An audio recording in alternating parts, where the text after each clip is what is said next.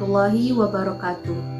Perkenalkan, nama saya Cinta Anissa dengan nomor BP 21108430004 dari Program Studi Administrasi Publik Fakultas Ilmu Sosial dan Ilmu Politik Universitas Andalas. Di video ini saya akan memaparkan materi kuliah dasar-dasar ilmu sosial mengenai konsep sistem sosial. Yang pertama kita bahas yaitu adalah pengertian sistem sosial. Sistem sosial merupakan sinergi antara berbagai subsistem sosial yang mengalami saling ketergantungan dan korelasi dalam suatu sistem sosial. Unsur-unsur pada sistem sosial merupakan satuan dari hubungan sosial yang kemudian menciptakan struktur, yang artinya unsur-unsur itu adalah bagian-bagian yang saling bergantungan dan menyatu pada sistem sosial. Dan sistem sosial pada dasarnya terbentuk dari hubungan antar individu yang berkembang menurut standar penilaian dan kesepakatan bersama, yaitu berpedoman pada norma-norma sosial. Sosial berarti segala sesuatu yang bertalian atau terkait dengan sistem hidup bersama atau hidup bermasyarakat dari orang atau sekelompok orang yang di dalamnya sudah tercakup struktur organisasi, nilai-nilai sosial dan aspirasi hidup, serta cara mencapainya. Sistem sosial adalah semua elemen sosial yang saling berhubungan, di mana hubungan tersebut saling mempengaruhi dalam kesatuan sosial.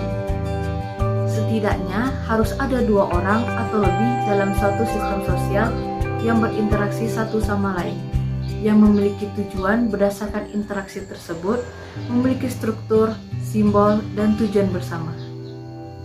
Secara sederhananya, sistem sosial dapat disebut juga sebagai bagian-bagian yang saling berhubungan, masing-masing bekerja sendiri tetapi saling mendukung dan bertujuan untuk mencapai tujuan bersama.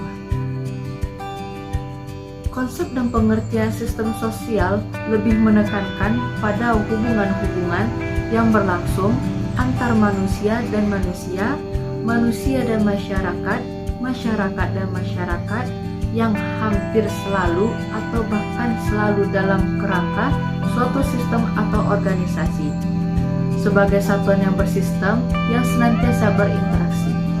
Beberapa ahli mengemukakan pendapat tentang sistem sosial, yakni sebagai berikut. Yang pertama adalah Talcott Person. Menurut Talcott Person, sistem sosial hanyalah segmen atau subsistem dari apa yang disebut person sebagai teori tindakan person, mengatur sistem sosial dalam unit tindakan, di mana tindakan yang dilakukan oleh individu adalah unit. Menurut person, sistem sosial tergantung pada sistem linguistik dan budaya harus ada dalam masyarakat untuk memenuhi syarat sebagai sistem sosial. Yang kedua yaitu adalah menurut Abdul Shani. Menurutnya, sistem sosial adalah konsep yang paling umum digunakan untuk menjelaskan dan mempelajari hubungan manusia dalam kelompok organisasi sosial. Dalam hal ini, manusia sebagai anggota masyarakat adalah individu yang saling bergantung. Interaksi antar individu berkembang atas standar penilaian kesepakatan bersama yang berpedoman pada norma-norma sosial yang mendasari terbentuknya suatu sistem sosial. Yang kedua adalah terbentuknya sistem sosial. Menurut Talcott Person, ada 4 syarat fungsional agar sistem sosial bisa bertahan. Yang pertama itu adalah adaptasi atau penyesuaian. Adaptasi atau penyesuaian yaitu sistem sosial harus mampu menyesuaikan diri dengan lingkungan yang dihadapi. Yang kedua itu adalah pencapaian, yaitu tujuan yang diharapkan. Tujuan individu harus menyesuaikan dengan tujuan sosial yang lebih besar agar tidak bertentangan dengan tujuan-tujuan lingkungan sosial. Yang ketiga adalah integrasi atau kebersamaan. Integrasi atau kebersamaan menunjukkan adanya solidaritas sosial dari bagian-bagian yang membentuknya, serta berperan masing-masing unsur tersebut sesuai dengan posisinya. Integrasi hanya bisa terwujud jika semua unsur yang membentuk sistem tersebut saling menyesuaikan. Yang keempat itu adalah pemeliharaan pola laten. Pemeliharaan pola laten itu sebagai pemeliharaan pola yang tersembunyi, dan biasanya berwujud sistem nilai budaya yang selalu mengontrol tindakan-tindakan individu. Nilai-nilai yang telah disepakati oleh masyarakat akan dapat mengendalikan keutuhan solidaritas sosial. Menurut Abidins dan Sabani, setiap sistem selalu terdiri dari 4 elemen, yaitu objek yang dapat berupa bagian elemen atau variabel, dapat bersifat benda konkret, serta bagian abstrak. Yang kedua itu adalah atribut yang menentukan kualitas atau sifat kepemilikan sistem dan objeknya. Yang ketiga itu adalah hubungan internal sebagai relasi yang dapat dipisahkan. Dan yang keempat itu adalah lingkungan sebagai tempat sistem berada. Beberapa elemen yang membentuk sebuah sistem yakni sebagai berikut. Yang pertama itu adalah tujuan, yang kedua adalah input, yang ketiga adalah proses, yang keempat adalah output, yang kelima adalah batas, yang keenam adalah mekanisme pengendalian dan umpan balik, dan yang ketujuh itu adalah lingkungan. Dalam kehidupan sehari-hari dikatakan bahwa masyarakatlah yang menjadi suatu sistem sosial. Kehidupan masyarakat harus dipandang sebagai sosial, yaitu keseluruhan bagian atau unsur-unsur yang saling berhubungan dalam suatu kesatuan. Yang dimaksud bagian atau unsur-unsur tersebut ialah bagian-bagian atau unsur-unsur dari kehidupan sosial atau yang disebut juga sebagai unsur-unsur sosial. Menurut Margono Slamet, dalam Ranjabar, masyarakat sebagai suatu sistem sosial dipengaruhi oleh hal-hal sebagai berikut. Yang pertama itu adalah ekologi, tempat dan geografi di mana masyarakat itu berada. Yang kedua adalah demografi, yaitu menyangkut populasi, susunan dan ciri-cirinya. Yang ketiga itu adalah kebudayaan, yaitu menyangkut nilai-nilai sosial, sistem kepercayaan, norma-norma dalam masyarakat. Yang keempat itu adalah kepribadian yang meliputi sikap mental, semangat, temperamen, dan ciri-ciri psikologis masyarakat. Yang kelima itu adalah waktu. Waktu yang disebut ini adalah sejarah dan latar belakang masa lampau dari masyarakat tersebut.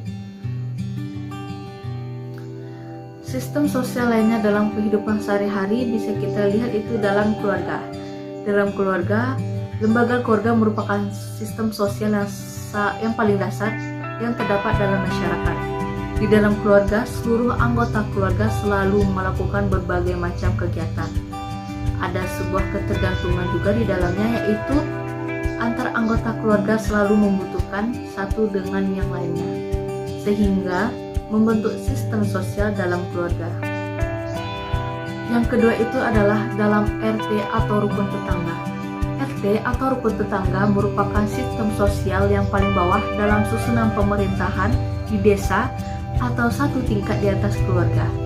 Di dalam RT atau rukun tetangga, warga yang terdapat dalam RT tersebut selalu melakukan interaksi antar tetangga, yang mana salah satunya adalah dengan mengadakan pertemuan rutin antar warga, arisan, dan ronda. Dan contoh-contoh lainnya itu bisa kita lihat dalam RW, gotong royong, dan masyarakat. Kesimpulan yang dapat diambil dari materi ini yaitu sistem sosial adalah komponen-komponen sosial dan budaya yang saling berhubungan satu sama lain secara teratur, mempunyai tujuan, dan merupakan suatu keseluruhan sistem hidup bersama atau hidup bermasyarakat dari orang atau sekelompok orang yang di dalamnya sudah tercangkup struktur, organisasi, nilai-nilai sosial dan aspirasi hidup serta cara mencapainya. Untuk mempertahankan keseimbangan melalui katup pengaman yaitu adalah agil. Agil tersebut adalah adaptation, goal attainment, integration, dan latent pattern attention. Dalam kehidupan sehari-hari dikatakan bahwa masyarakatlah yang menjadi suatu sistem sosial. Sistem sosial lainnya dalam kehidupan sehari-hari itu dapat dilihat dalam keluarga, RT dan RW, gotong royong, serta musyawarah. Itulah materi yang saya sampaikan dalam video ini. Semoga bermanfaat untuk kita semua. Sekian, Terima kasih. Assalamualaikum warahmatullahi wabarakatuh.